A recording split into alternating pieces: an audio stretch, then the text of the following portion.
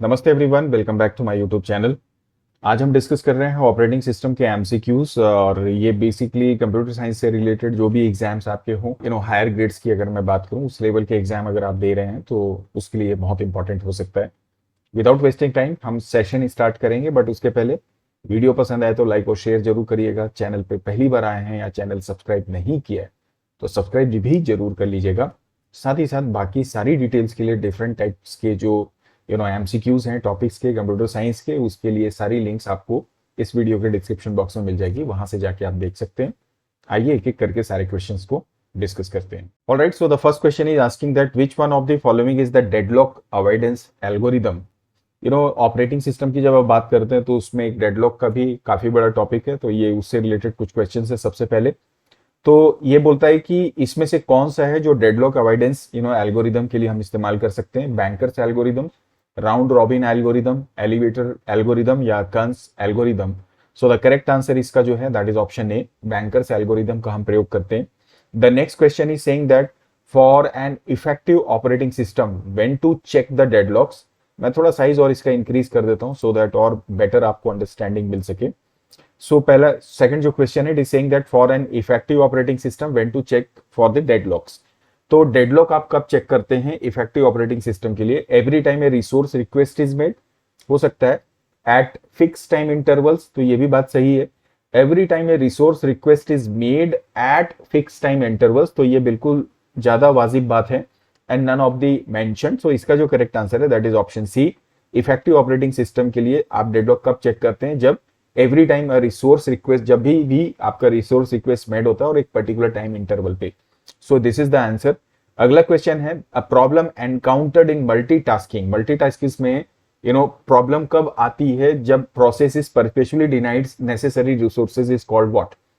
मतलब जो प्रोसेस है वो लगातार नेसेसरी या आवश्यक जो रिसोर्स होते हैं उनको डिनाई करता है, तो या तो वो डेडलॉक होगा या स्टारवेशन होगा या इन्वर्जन होगा या एजिंग होगा। So the correct answer is what, your option B. Starvation के केस में जो प्रोसेस होता है वो कंटिन्यूअसली डिनाई करता है जो भी नेसेसरी रिसोर्सेज होते हैं मल्टीटास्किंग के दौरान, right. The next question is to avoid deadlock there must be, मतलब फिर से एक क्वेश्चन है कि डेडलॉक को अगर आप अवॉइड करेंगे तो कैसे करेंगे। पहला ऑप्शन बोलता है कि there must be a fix number of resources to allocate, resource allocation must be done only once, तो ये उतना सही नहीं है। All deadlock process must be aborted, so that is also not valid. Inversion technique can be used, तो ये भी नहीं है। पहला ऑप्शन जो आप देख रहे हैं, there must be a fixed number of resources to allocate। अगर आपको डेडलॉक खत्म करना है, आपके पास से for example a number of processes हैं या n प्रोसेस हैं और आपके पास में से फॉर एग्जांपल 10 रिसोर्सेज हैं, तो ये 10 रिसोर्सेज इस तरीके से होना चाहिए कि ये प्रॉपरली इसमें डिस्ट्रीब्यूट हो जाए, तो हमें एक्स्ट्रा रिसोर्स की जरूरत ना पड़े। सो इट मींस दैट कि अगर 10 रिसोर्सेज हैं, एक प्रोसेस जो है वो 2 रिसोर्सेज का इस्तेमाल करता है, तो मैक्सिमम आप 5 प्रोसेसेस को अलाउ कर सकते हो सो दैट 10 रिसोर्सेज को वो एकोमोडेट कर सकते हैं और एक्स्ट्रा की आपको जरूरत नहीं पड़ेगी। तो इसका मतलब there must be a fixed number of resources to allocate, ये होना चाहिए, राइट। अगर आप इसी को फिक्स की जगह 3 कर दोगे, कभी भी बढ़ जाए तब प्रॉब्लम आ सकती है। The next is saying that what is deadlock. Deadlock का मतलब क्या है? कंडीशन, थोड़ा ऊपर करें इसको, a condition where each process is blocked and waiting for others to release the resources. अब एक प्रोसेस एक रिसोर्सेज को पकड़ा, दूसरा है वो भी मान लो उसी के लिए वेट कर रहा है कि ये मुझे रिसोर्स मिल जाए, तो ऐसी सिचुएशन में जो कि ऑलरेडी होल्ड किया हुआ है किसी दूसरे प्रोसेस से, तो वहां पर डेडलॉक बनता है। उस हिसाब से ये पहला ऑप्शन बिल्कुल सही है। Condition where each process is terminated and started again is not appropriate. Condition where each process is ready to be executed one by one is also not appropriate. Condition where each process is blocked except child process, तो ये भी वाजिब नहीं है। पहला option जो है वो इसका करेक्ट होगा। अगले क्वेश्चन को देखते हैं, which of the following condition is required for a deadlock to be possible। मतलब इनमें से कौन सी कंडीशन है जहां पे डेडलॉक की संभावना आपको लगती है? एक है mutual exclusion, hold and wait, circular wait, ये सभी या इनमें से कोई भी नहीं। तो ये इन तीनों ही स्थिति में, मतलब इसका जो करेक्ट आंसर है ऑल ऑफ द अबव, ये तीनों ही डिफरेंट स्टेट्स होती हैं आपके ऑपरेटिंग सिस्टम में प्रोसेसिंग के दौरान, जहां पर डेडलॉक की संभावनाएं पूरी तरह से बन जाती हैं। तो करेक्ट आंसर इसका ऑल ऑफ द अबव है। The next is saying that minimum number of processes required to have a possible deadlock. Minimum number of process कितने चाहिए जब डेडलॉक आएगा? तो ऑब्वियसली अगर एक होगा तो संभव ही नहीं है। जब आपके पास दो प्रोसेस हैं जो एक ही सपोज रिसोर्स को कोशिश कर रहे हैं यूज करने का, या ऑलरेडी किसी के पास वो है और दूसरा उसके पीछे लगा हुआ है, तब हो सकता है। तो मिनिमम जो आएगा दैट इज 2 प्रोसेस की हमको जरूरत पड़ती है। The next is saying that one can determine the deadlock occurrence by. Deadlock का जो आना होता है वो आप कैसे डिटरमाइन करते हो? Resource allocation graph, starvation graph, inversion graph, या नन ऑफ द मेंशन्ड? इसका जो करेक्ट आंसर होगा that is resource allocation graph के द्वारा डेडलॉक, जो डेडलॉक होने वाला होता है या होता है, उसे आप डिटरमाइन कर सकते हैं, right? The next is which of the following is not true with respect to deadlock prevention and deadlock avoidance scheme? Deadlock prevention और डेडलॉक अवॉइड करने की जो डिफरेंट स्कीम्स होती है उसके संदर्भ में कौन सा कथन करेक्ट नहीं है? तो पहला बोलता है कि इन डेडलॉक प्रिवेंशन, जब आप डेडलॉक प्रिवेंशन की बात करते हैं, the request of resources is always granted if resulting state is safe. तो ये मुझे सही नहीं लग रहा है। In deadlock avoidance the request of resources is always granted if the resulting state is safe. It's correct. Deadlock avoidance requires knowledge of resource requirement a priori. तो ये बात भी वाजिब है। Deadlock prevention is more restrictive than deadlock avoidance. ये बिल्कुल सही बात है। डेडलॉक का प्रिवेंशन जो है वो ज्यादा रेस्ट्रिक्टेड होना चाहिए एज कंपेयर टू डेडलॉक को अवॉइड करना, राइट? तो इसका जो करेक्ट आंसर है, जो मतलब सही नहीं है, ऑप्शन ए जो है कि डेडलॉक प्रिवेंशन में जो रिक्वेस्ट की आप रिसोर्सेज की जो आप रिक्वेस्ट करते हैं, it is always granted if resulting state is safe, is not there actually. हम अगले क्वेश्चन को देखते हैं। M processes share and resources. मैं थोड़ा रिड्यूस करूं साइज इसका। एम प्रोसेस जो है आपके पास में वो एन रिसोर्सेस को शेयर करते हैं और वो सेम टाइप के हैं। The maximum need of each process doesn't exceed n and the sum of all their maximum need is always less than m plus n. M process into n resources.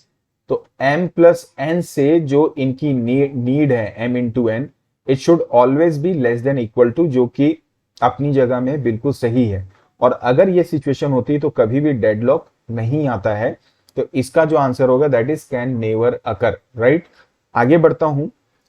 A computer has 6 tape drives with n processes. आपके पास 6 resources हैं। Tape drive का मतलब resources हो गया। और जो process है वो आपके पास अननोन है n, लेकिन एक जो प्रोसेस है वो 3 रिसोर्सेस का प्रयोग कर सकता है, right?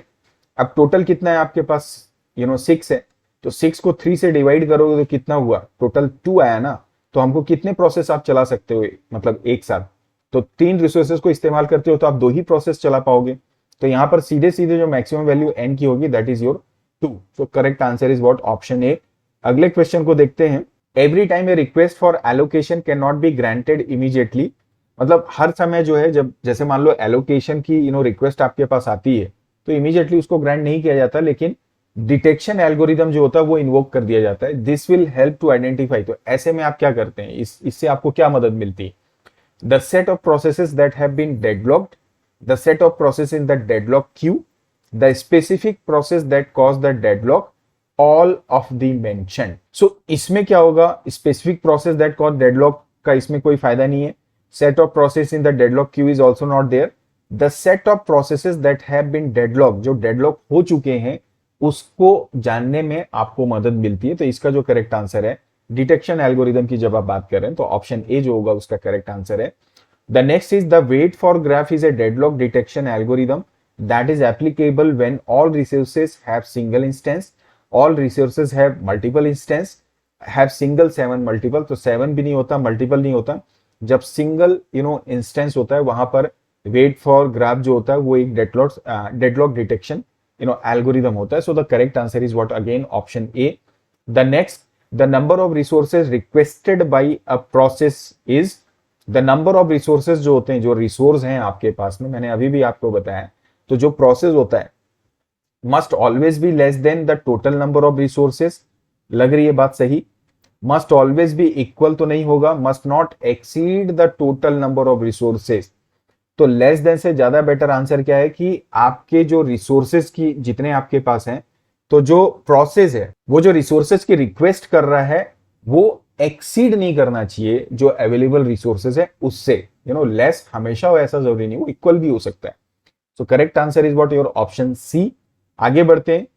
For mutual exclusion to prevail in the system, mutual exclusion जो हमने देखा जिसकी वजह से डेडलॉक हो सकता है, at least one resource must be held in the non shareable mode, the processor must be uniprocessor, बिल्कुल नहीं, there must be at least one resource in a shareable mode. So again इसका जो करेक्ट होगा, at least one resource must be held in the non shareable mode. तो ऐसी situation में mutual exclusion जो होता है वो आता है, right. Let's move to the next question. For a hold and wait condition to prevail, मतलब होल्ड एंड वेट जब आप डेडलॉक की बात करते हैं तो इनमें से कौन सा कथन उसको लगता है कि जो इस कंडीशन को रेस करता है। अ process must not be holding A resource, मतलब वो कोई रिसोर्स को प्रोसेस होल्ड नहीं कर रहा है और वेट कर रहा है उसके फ्री होने का ताकि वो उसको एक्वायर कर सके। So this is not there. A process must be holding at least one resource, अब कोई प्रोसेस है उसके पास ऑलरेडी एक रिसोर्स को उसने ऑक्यूपाई किया हुआ है और उसके बाद वो एडिशनल रिसोर्सेज के लिए वेट कर रहा है कि उसको वो होल्ड कर सके।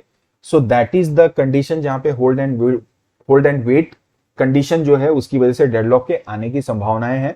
अब process must B hold at least one resource and not be waiting तो होगा नहीं, नन ऑफ दी भी नहीं होगा। करेक्ट आंसर इसका होगा option B. I move to the next question. To ensure no preemption if a process is holding some resources and request another resource that cannot be immediately allocated to it, तो preemption को ensure करने के लिए बोल रहा है कि कोई प्रोसेस है जिसके पास ऑलरेडी रिसोर्सेज हैं और उसके बाद वो किसी दूसरे रिसोर्स को ऑक्यूपाई करने की रिक्वेस्ट कर रहा है जो इमीडिएटली एलोकेट उसको नहीं हो रही है, ठीक है। तो the process wait for the resources to be allocated to it, I mean be allocated to it, मतलब प्रोसेस वेट करता है रिसोर्सेज को उसको एलोकेट हो जाए। The process keep sending request, लगातार वो रिक्वेस्ट सेंड करते रहता है। The process resume execution without the resource being allocated, तो ये भी नहीं है।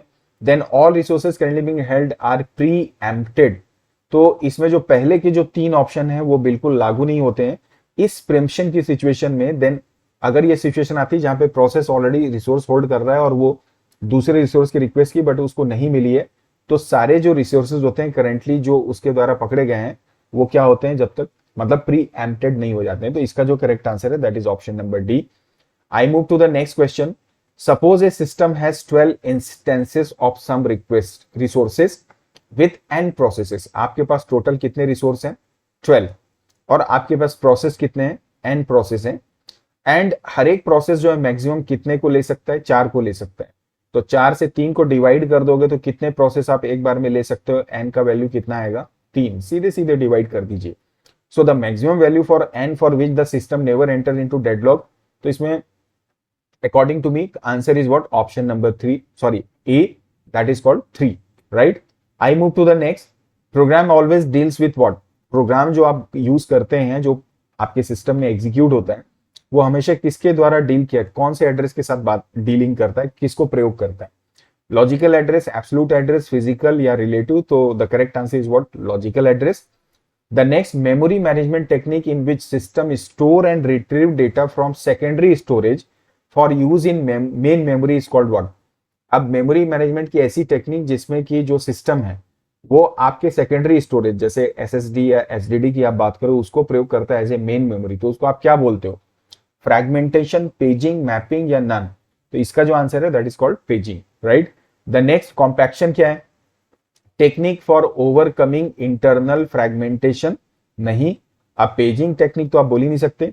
अ technique for overcoming external fragmentation is the correct answer. Let's move to the next question. The address of page table, जो memory का पेज टेबल होता है उसका जो एड्रेस होता है वो किसके द्वारा पॉइंट किया जाता है, stack pointer, page table base register, page register या प्रोग्राम काउंटर। इसका जो करेक्ट आंसर है इज नॉट स्टैक पॉइंटर और register, it is actually called page table base register.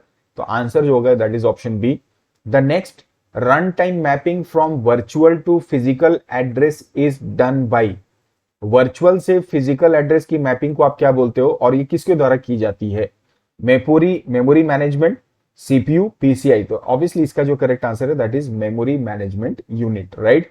आगे बढ़ते हैं। विच one of the following is the address generated by CPU, CPU के द्वारा इनमें से कौन सा एड्रेस जनरेट किया जाता है, फिजिकल, एब्सोल्यूट, लॉजिकल या none of the mentioned. So obviously इसका जो करेक्ट आंसर होगा that is your option number C. I move to the next question. In continuous memory allocation जो मेमोरी स्पेस रहता है उसमें कंटिन्यूअस एलोकेशन को आप क्या बोलेंगे? Each process is content in a single continuous section of the memory. हर एक प्रोसेस जो है एक सिंगल सेक्शन मेमोरी का कंटिन्यूअस सेक्शन को होल्ड करता है। All processes are content in a single नहीं। The memory space is continuous से इसका कोई मतलब नहीं, नन ऑफ द मेंशन भी नहीं होगा। इसका आंसर यही होगा, दैट इज हर एक प्रोसेस जो रहता है ना, वो जितने भी स्पेसेस रहते हैं तो हर एक प्रोसेस इन कंटिन्यूअस स्पेसेस को या सेक्शन को क्या करता है? होल्ड करता है। I move to the next.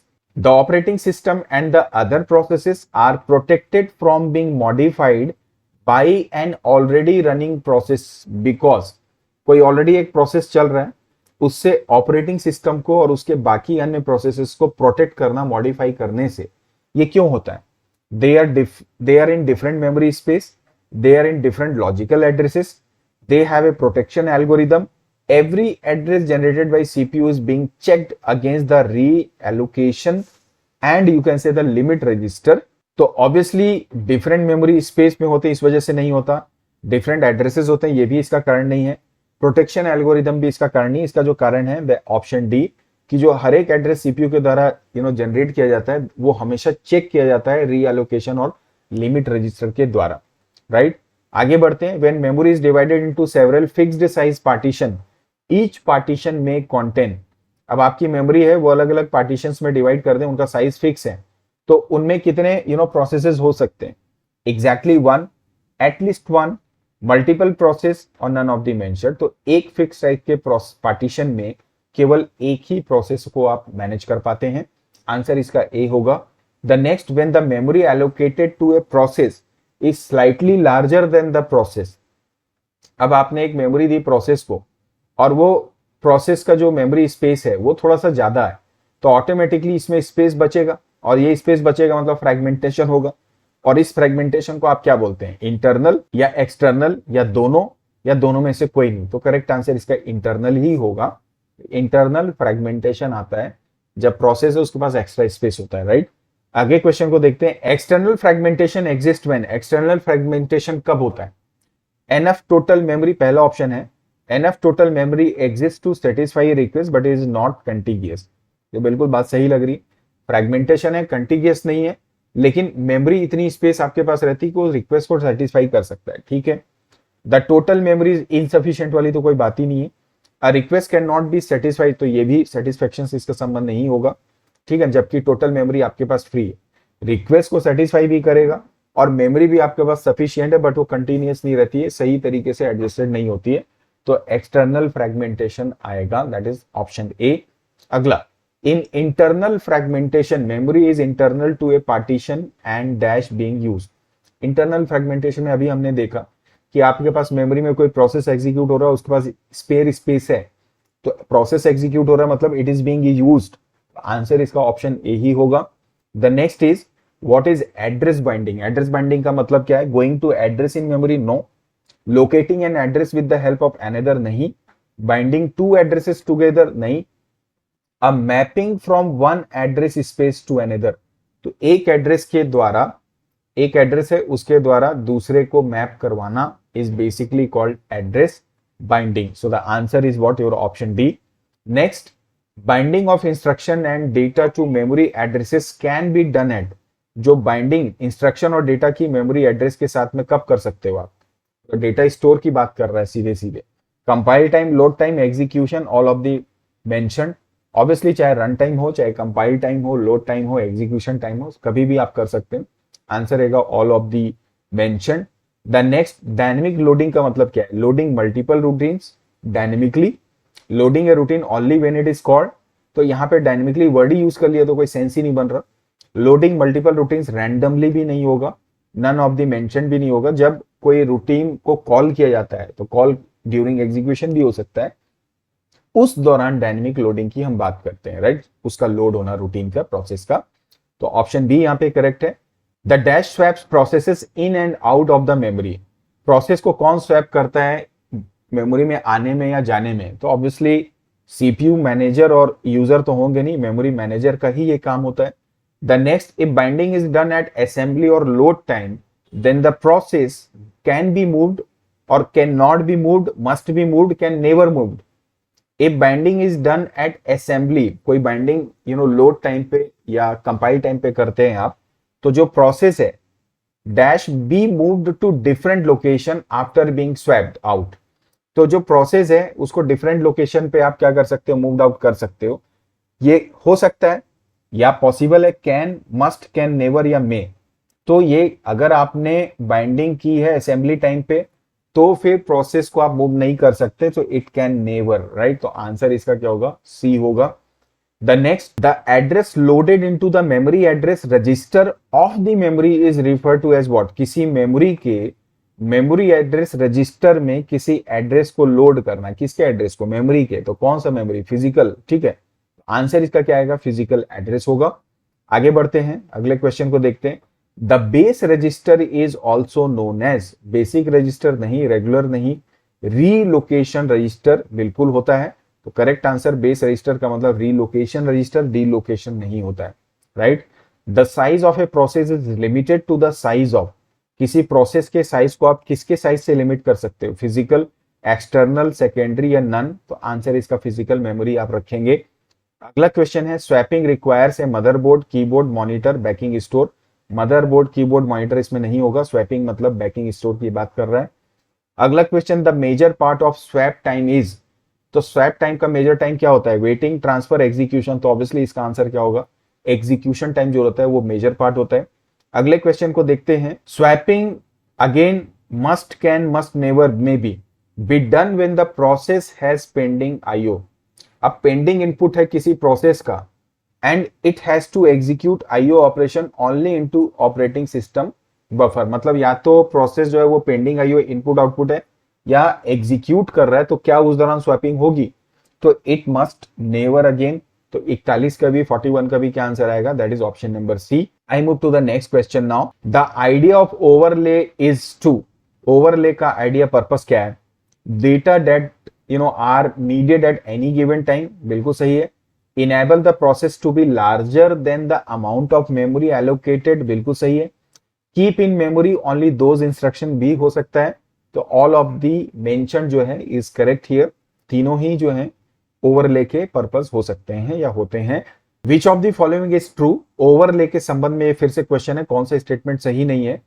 तो overlay are use to increase the size, तो ये सही नहीं, इंक्रीज वाली तो कोई बात नहीं है, चाहे वो फिजिकल हो चाहे लॉजिकल हो।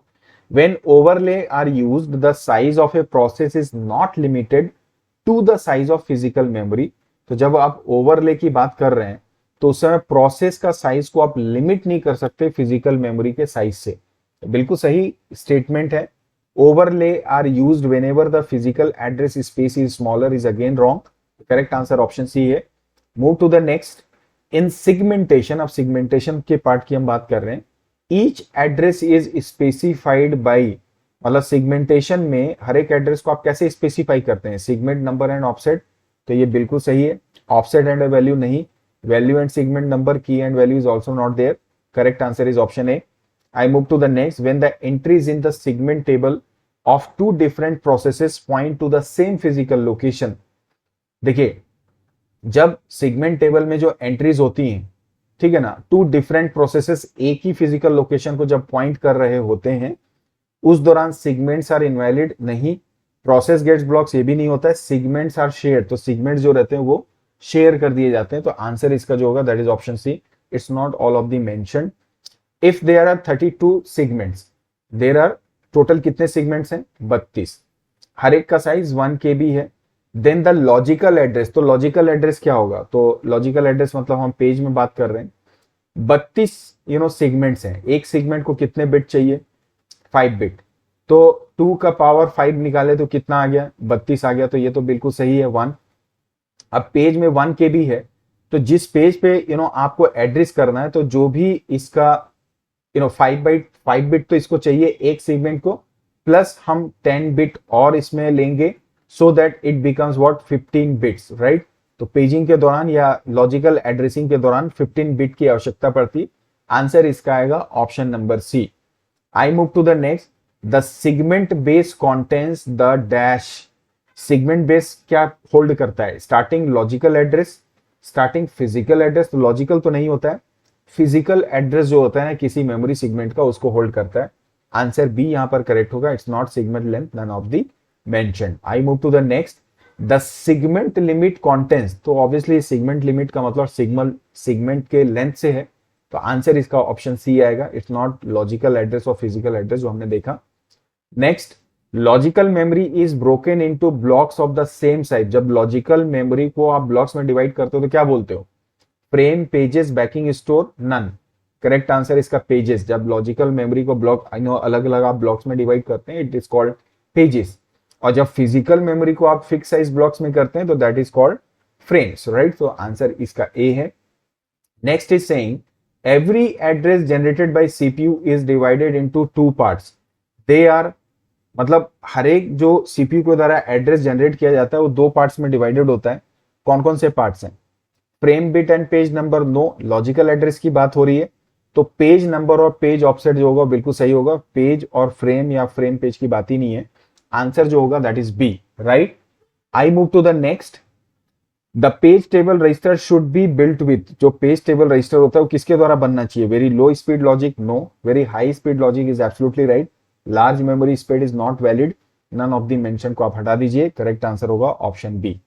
आई move to the next, in पेज्ड memory system if the page size is increased then the internal fragmentation generally, देखिए यहां पर ये बोल रहा है कि कोई प्रोसेस चल रहा है, आपका पेज का साइज बढ़ा दिया, आपने स्पेस बढ़ा दिया, पेज्ड मेमोरी की बात कर रहा है, लॉजिकल एड्रेसिंग, तो इंटरनल फ्रैगमेंटेशन जनरली क्या होगा? जब पेज साइज बड़ा हो जाएगा, स्पेस बढ़ जाएगा, तो फ्रैगमेंटेशन के चांसेस भी बढ़ जाते हैं, तो आंसर इसका हुआ option number B. Next, a set of wires and a rigidly defined protocol that specifies a set of message that can be sent on the wires, protocol, set of wires, group of thin wires, communication के लिए एक defined protocol, rigid, strict, तो उसका correct answer क्या है? Port, wire तो होती नहीं है, नोड पॉइंट है, तो बस ही इसका करेक्ट आंसर होगा, बस को हम लोग बोलते हैं ना set of thin wires, so correct answer option सी।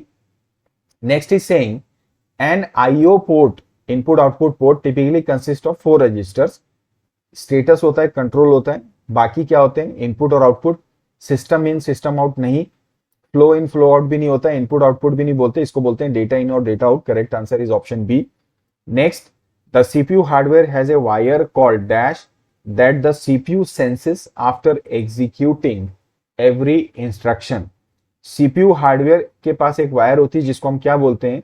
जिससे सीपीयू सेंस करता है हर एक इंस्ट्रक्शंस के एग्जीक्यूशन को, so that is interrupt request line, interrupt bus, interrupt receive line, interrupt sense line, तो एक्चुअली ये होता है interrupt request line, that is option number A.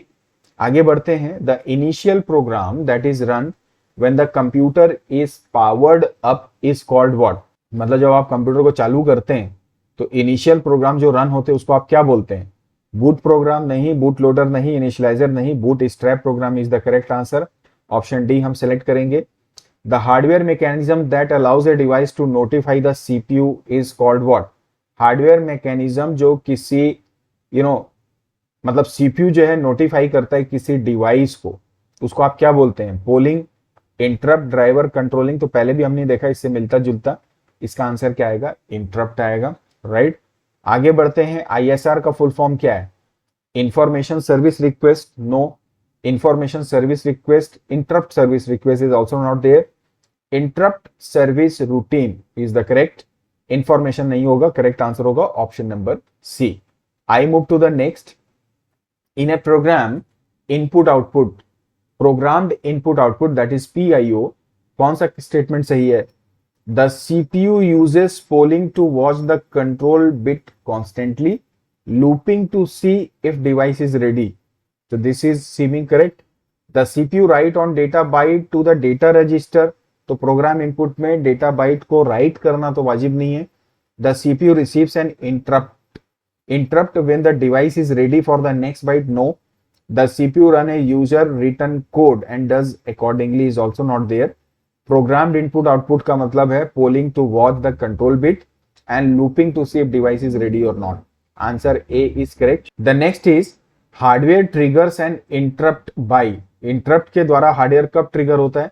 Sending signal to CPU through system bus, बिल्कुल सही है। Executing special called interrupt program, या system program या system call के एग्जीक्यूशन के द्वारा हार्डवेयर ट्रिगर होता है, it's not there. Actually signal send किया जाता है सीपीयू को सिस्टम बस के द्वारा, that is the correct answer. Interrupt के द्वारा जब हार्डवेयर ट्रिगर की आप बात करते हैं। अगला क्वेश्चन है, when device A has a cable that plug into device, A से बी में डिवाइस को कनेक्ट किया, and B has a cable that plug into C, इससे सी में प्लग इन हुआ, and C plug into port of the computer, जो finally आपके जो सी है वो आपके सीपीयू के पोर्ट में कनेक्टेड है, इसको आप क्या बोलोगे? Port, Daisy, Daisy chain, bus या cable? So the correct answer is option B, that is daisy chain. I move to the next. A dash is a collection of electronics that can operate a port, a bus or a device. तो collection of electronics जो operate कर सकता है किसी port को भी, बस को और डिवाइस को भी। तो माइक्रो कंट्रोलर जैसे आपने नाम सुना होगा, तो ड्राइवर तो नहीं है, होस्ट भी नहीं है, बस भी नहीं है, this can be part. Actually controller जो होता है ना, इसको हम बोलते हैं कलेक्शन ऑफ इलेक्ट्रॉनिक्स, जैसे माइक्रो कंट्रोलर की आप बात करते हैं। आगे बढ़ते हैं।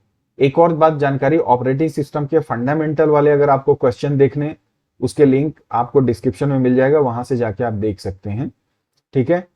N IO port typically consist of 4 registers, ये शायद पहले भी हमने देखा। स्टेटस कंट्रोल तो हमने पहले भी देखा, डेटा इन और आउट जो होता है वो 4 स्टेटस और कंट्रोल के साथ 4 रजिस्टर होते हैं आईओ पोर्ट में।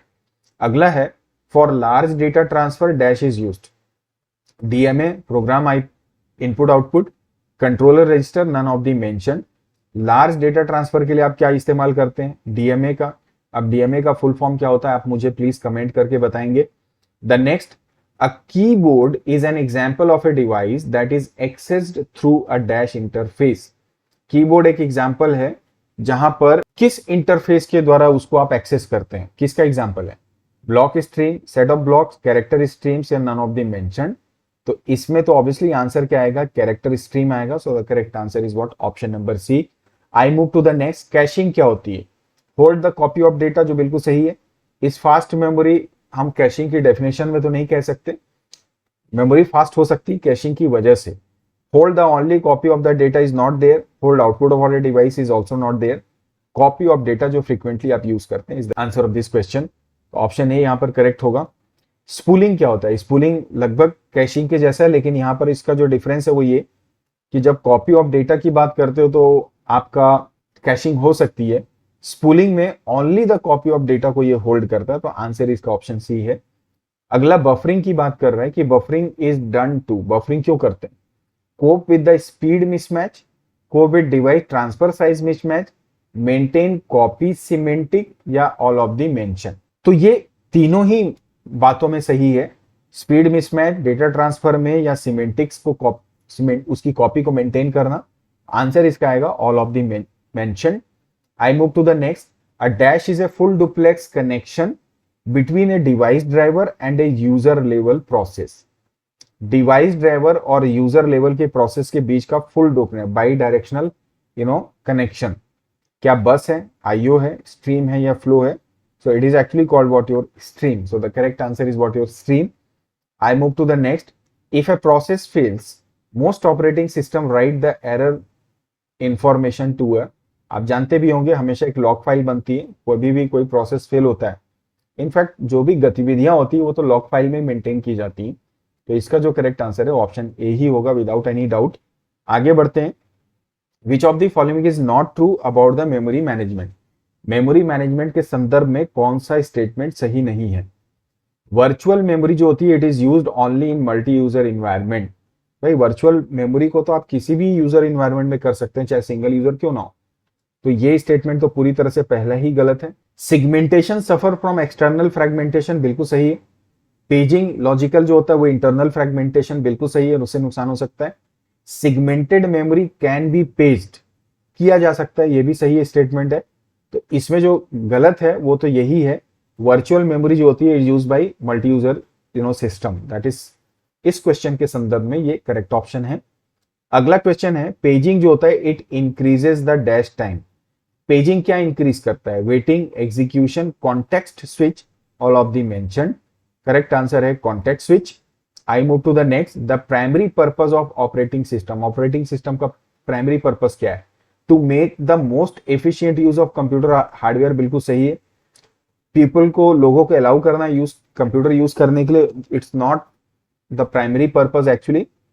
Keep system program employed is also not there. Make computer easier to use एक एडवांटेज हो सकता है, पर्पज हो सकता है, बट प्राइमरी पर्पज है efficient use of computer hardware, right. I move to the next. इसका मतलब ऑप्शन ए की मैं बात कर रहा हूँ 74 की। 75 में बोलता है विच of the following is incorrect regarding virtual memory. Virtual memory के संदर्भ में कौन सा गलत है। Any amount of RAM can be allocated. भाई यही पहला ही स्टेटमेंट गलत है। भाई रैम फुल हो गई और आपको एक रैम का प्रयोग और करना है तो आप सेकेंडरी स्टोरेज को इस्तेमाल करते हो रैम के रूप में। तो ऑप्शन ए यहाँ पे पूरी तरह से गलत है। The setting for the amount of hard disk drive space to allocate virtual memory is okay. The temporary storage is called swap, बिल्कुल सही। वर्चुअल मेमोरी फिजिकल स्पेस हो सकता है हार्ड ड्राइव का, ये भी सही। करेक्ट आंसर होगा option A. I move to the next question. Utility that can be use to minimize the number of fragmented files and enhance the speed. Fragmentation को हटाना, डीफ्रैग करना, इसका मतलब ऑप्शन बी करेक्ट होगा यहाँ पर। विच of the following is not perform by the operating system. Operating system के द्वारा क्या परफॉर्म नहीं किया जाता। हार्डवेयर मैनेज करना, सही है, किया जाता है। Controlling the access that application program has to the CPU भी कंट्रोल भी होता है। Performing house keeping task like file compression is actually not the responsibility. Correct answer C होगा। Provide a interface for the user, तो interface तो obviously operating system provide करता है। Correct answer है option C. I move to the next. Which one of the following is not the function of operating system. फिर से operating system का कौन function नहीं है। रिसोर्स होता है, फाइल मैनेजमेंट भी होती है। Networking is actually not part of operating system, so this is correct here. Process management भी ऑपरेटिंग सिस्टम का पार्ट है, तो आंसर सी जो है इसका करेक्ट होगा। प्राइमरी जॉब, नेक्स्ट क्वेश्चन है, primary job of the operating system is what. तो ऑपरेटिंग सिस्टम की प्राइमरी जॉब क्या है। दूसरे तरीके से है कमांड्स को मैनेज करना, यूजर को मैनेज करना, प्रोग्राम को मैनेज करना, या रिसोर्सेस को। अभी हमने देखा भी हार्डवेयर रिसोर्सेस को मैनेज करना, ये प्रमुख प्रमुख कार्य है ऑपरेटिंग सिस्टम का। ऑप्शन डी यहां पर हम लेंगे करेक्ट आंसर के रूप में। अगला क्वेश्चन है विच of the following is the allocation method of A disc space. Allocation method कौन सा है डिस्क स्पेस के लिए। Continuous, linked, indexed, more than one, ये तीनों ही सही मेथड है, तो करेक्ट आंसर होगा more than one of the above. Next, bringing a page into memory only when it is needed, this mechanism is called what. किसी page को memory में लाना जब जरूरत पड़े तो आप क्या बोलोगे। इसको तो डेडलॉक तो नहीं बोलेंगे, पेज फॉल्ट भी नहीं बोलेंगे, डोरमेंट पेजिंग भी नहीं बोलेंगे, it is called demand paging, right. On demand जब जरूरत है तब आप उसको ब्रिंग कर रहे हो, ला रहे हो, that is demand paging. The next, the program that is responsible for loading the operating system into RAM. ठीक है, रैम में लोड करना, पहले भी ये आई थिंक क्वेश्चन हो गया है, that is bootstrap program. The next is copying a process from memory to disk to allow space for other processes is called what।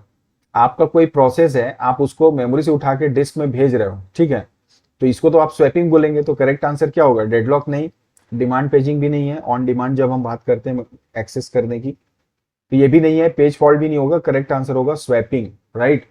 तो जब आप किसी प्रोसेस को उठा के मेमोरी से कहाँ डाल रहे हैं, डिस्क में डाल दे रहे हैं, right. So this is what swapping. Next, the core of operating system. Operating system का core कौन है। Colonel, command.con, config.sys। तो कोर होता है ऑपरेटिंग सिस्टम का कौन, आपका कर्नल, राइट। आगे बढ़ते हैं। The memory resident portion of operating system. Operating system का मेमोरी रेसिडेंट पोर्शन कौन है, किसको बोलते हैं आप। रजिस्ट्री, एपीआई, सीमॉस या कर्नल। तो ऑब्वियसली ये कर्नल का ही काम है, तो इसको ही हम बोलते हैं, तो करेक्ट आंसर ऑप्शन डी है। बूट स्टार्टअप प्रोसेस में क्या होता है, it load system file to the RAM, बिल्कुल सही है। चेक्स द कंप्यूटर कनेक्शन, वो पावर ऑन सेल्फ टेस्ट में आएगा। Clean up the computer memory, prepare the computer ready is also not appropriate. Boot startup में सबसे पहले हम क्या बात करते हैं, बूट स्टार्टअप का मतलब है सिस्टम फाइल को रैम में डालना, राइट। अब इसके बाद अगला है, in which type of following operating system response time is very crucial.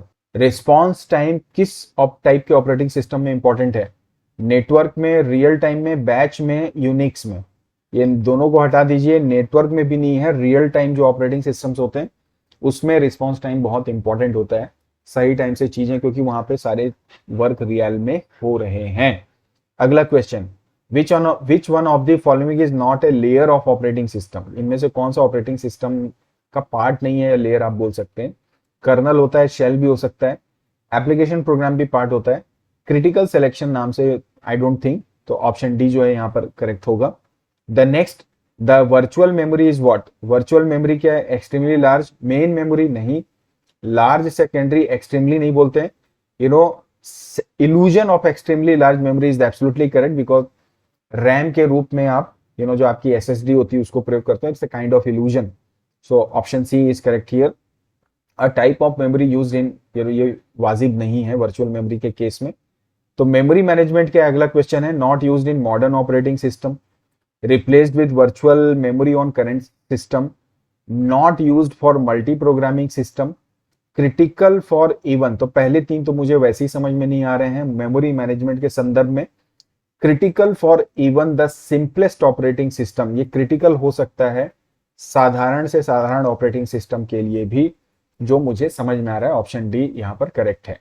अगला, the initial value of semaphores that allow only one of the many processes to enter their critical section is 8, 1, 16 या 0, तो obviously 1 ही इसका simple answer है correct. Which of the following statement is false, इनमें से कौन सा स्टेटमेंट गलत है।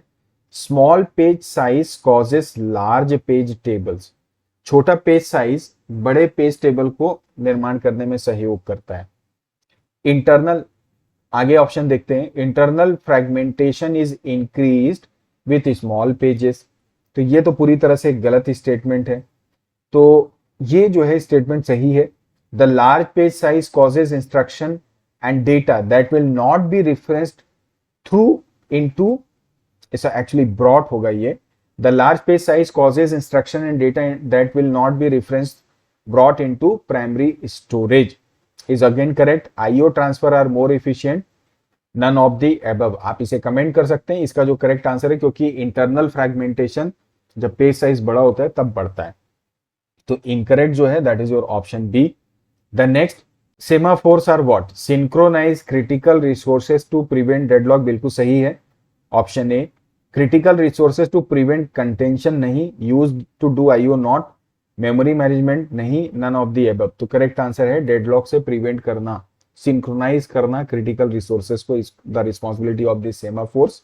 The next, the function of the file system is और are to provide complete file naming freedom, मतलब फाइल सिस्टम की बात कर रहे हैं ना, freedom to the user and to permit control sharing of files, file का नाम देना, कंट्रोल करवाना, सही है।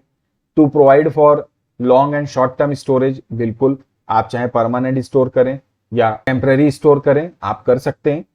To provide security against loss of information due to system failure भी हो सकता है, तो फाइल सिस्टम की ये सभी जिम्मेदारी हम ऑप्शन डी को सिलेक्ट करेंगे।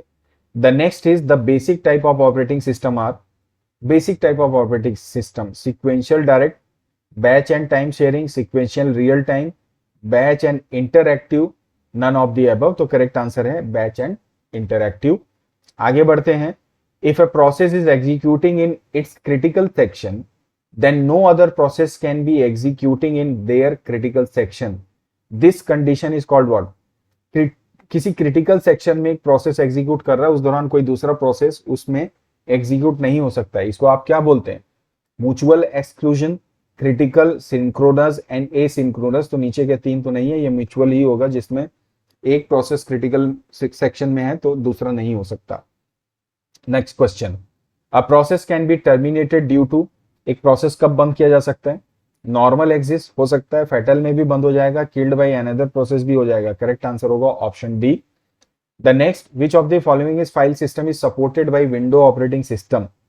NTFS होता है, फैट भी होता है, एक्स फैट भी होता है, ऑल ऑफ दीज, विंडो के द्वारा ये तीनों ही फाइल सिस्टम सपोर्ट किए जा सकते हैं। The next, which of the following operating system runs on the server, इनमें से कौन सा ऑपरेटिंग सिस्टम सर्वर पे रन किया जा सकता है? बैच वाले को कर सकते हो, नहीं, distributed is not there, real time को भी हम नहीं कर सकते, हम यहाँ पे बात कर रहे हैं सर्वर पे, नेटवर्क की बात हो रही, तो नेटवर्क बेस्ड ऑपरेटिंग सिस्टम्स को आप क्या कर सकते हैं? प्रयोग कर सकते हैं सर्वर पे रन करने के लिए, option D. And finally the last question, which of the following semaphore can take the non-negative integer values? Binary, counting real all of these. तो काउंटिंग सीमाफोर जो होता है उसमें नेगेटिव नॉन नेगेटिव इंटीजर्स को आप ले सकते हैं, राइट। नेगेटिव इंटीजर आप नहीं लेते हैं। So correct answer is option number B. तो ये थे आपके ऑपरेटिंग सिस्टम से कुछ बहुत ही महत्वपूर्ण क्वेश्चंस, आप कह सकते हैं एमसीक्यू। उम्मीद करता हूं आपके एग्जाम की प्रिपरेशन में ये आपको हेल्प करेंगे। जैसे मैंने आपको कहा, ऑपरेटिंग सिस्टम के बेसिक क्वेश्चंस के लिए आप मेरे वीडियो के डिस्क्रिप्शन को चेक करें। कंप्यूटर फंडामेंटल के नाम से या ऑपरेटिंग सिस्टम इटसेल्फ के नाम से ही आपको वो लिंक मिल जाएगा, उसे आप जरूर देखें। आई बटन पे भी हो सकता है उसका लिंक डिस्प्ले हो रहा होगा। तो आज के सेशन पे यहीं तक। अगले सेशन में नए चैप्टर, नए सॉल्यूशन, नए कॉन्सेप्ट, नए एमसीक्यूज के साथ फिर मिलते हैं। तब तक प्रैक्टिस करते रहें, तैयारी करते रहें। किसी भी प्रकार के डाउट को होने पर आप कमेंट भी कर सकते हैं। बाकी जानकारी के लिए, बाकी सभी टॉपिक के एमसीक्यू के लिए इस वीडियो के डिस्क्रिप्शन को आप जरूर चेक करें। वीडियो पसंद आए तो लाइक और शेयर करें। चैनल को सब्सक्राइब नहीं किया तो चैनल को भी सब्सक्राइब करें। Thank you for watching this video.